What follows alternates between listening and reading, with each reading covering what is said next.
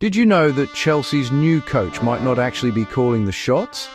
That's right, football's most iconic club is quietly revolutionizing the role of the manager, and it's a move that could change the game forever.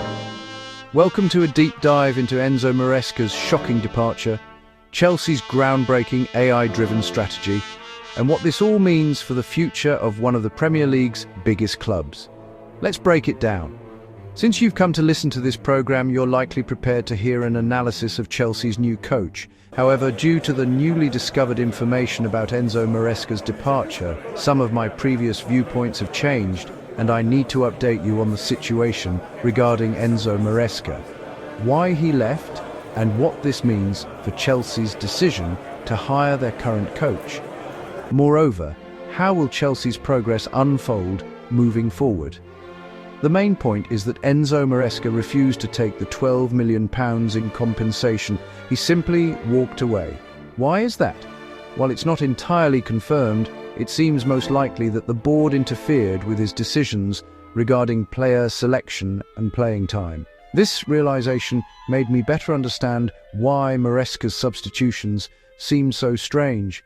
There were likely many restrictions in place.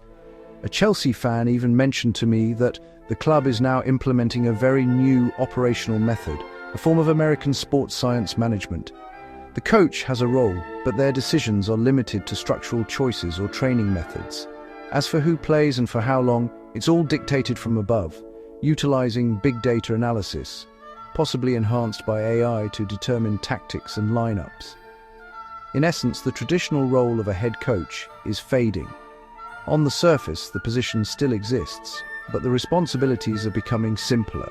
The complexities, like who to play or how to adjust tactics, no longer require the coach's input. AI handles it all. The coach merely follows instructions. While this might seem to streamline rotations and player management in the world of football, it's prone to failure. Think about it. If everything is predetermined, who plays and for how long, how do you adapt on the fly? Or even strategize before a match? Football is fundamentally different from other sports. It's an open-ended game with countless variables. Using a rigid, predetermined approach can't account for the diversity of match scenarios. For instance, in the recent match against Manchester City, Cole Palmer wasn't the right fit, but as a focal player, he was used in a crucial game because big matches call for key players. This led to the wrong selection. Any experienced coach would see this approach as flawed. Why does it work in the US? Take baseball, for example.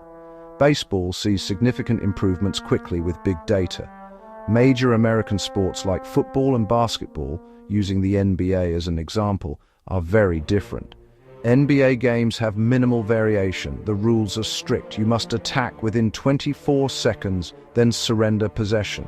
Even if you control the ball for 24 seconds, you have to shoot, no score. Otherwise, the game's structure limits its variability. American football is similar with frequent stoppages. But football doesn't stop, it's free-flowing, allowing for endless possibilities. Basketball games don't vary much, but football matches are highly unpredictable. That's why football can't rely on fixed lineup methods or predetermined playing times. Football requires flexibility in player management and tactics, which is why it's the most captivating sport globally. Its unpredictability demands a coach's intuition, adaptability, and experience. These are areas where current AI hasn't yet advanced. Applying this system to football is something Americans haven't mastered yet. I don't rule out AI becoming incredibly intelligent in the future, but it's not yet mature enough to replace experienced football coaches. If, hypothetically, it takes a decade to mature, Enzo Maresca might think, how can I wait? For the next 10 years, I'll be dealing with erratic, AI-driven lineup decisions which could ruin my CV. Realizing this, he chose to leave. Initially, he might not have anticipated this, but upon reflection, he saw it wasn't feasible. He knew the constraints would prevent him from making sound decisions, and any mistakes would unfairly fall on him. That's likely the most accurate explanation. Until the system and AI mature, we'll see how long the next coach lasts. This also explains why Chelsea is now hiring young coaches without championship experience, those who are willing to follow the system.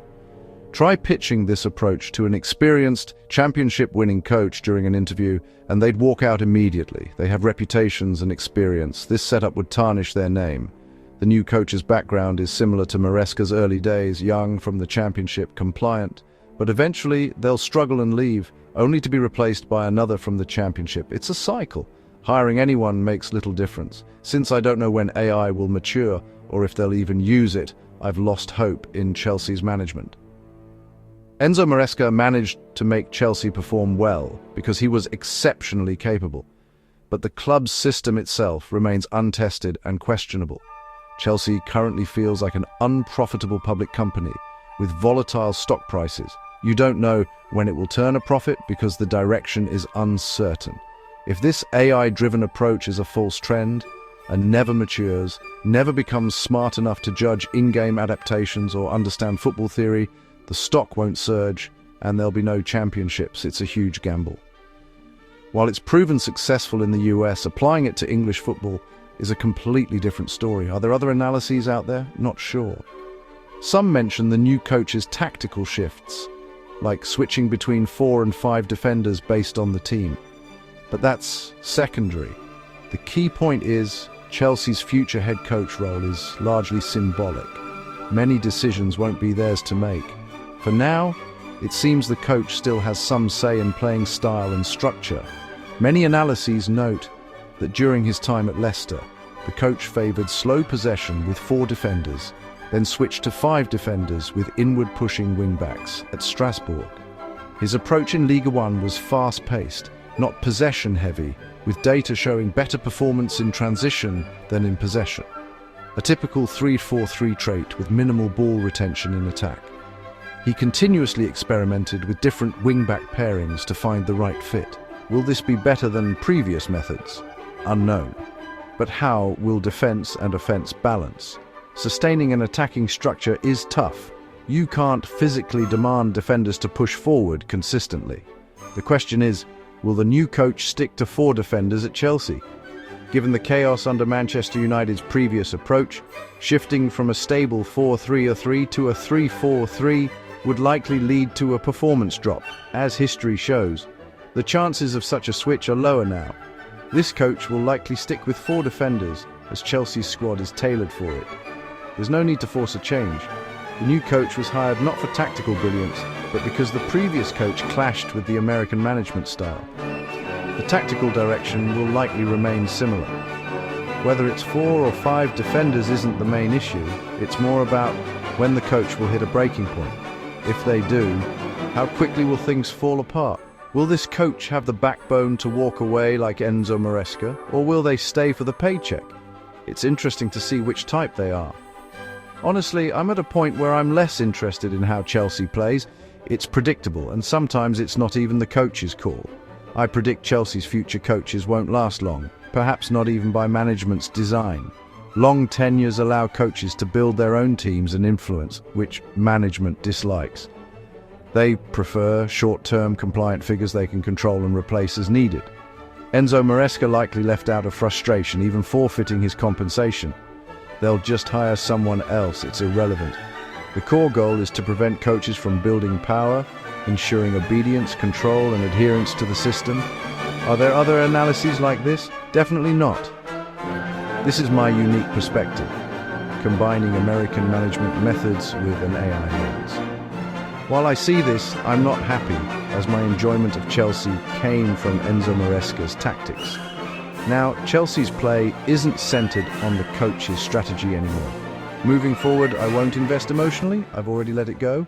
Thanks and goodbye.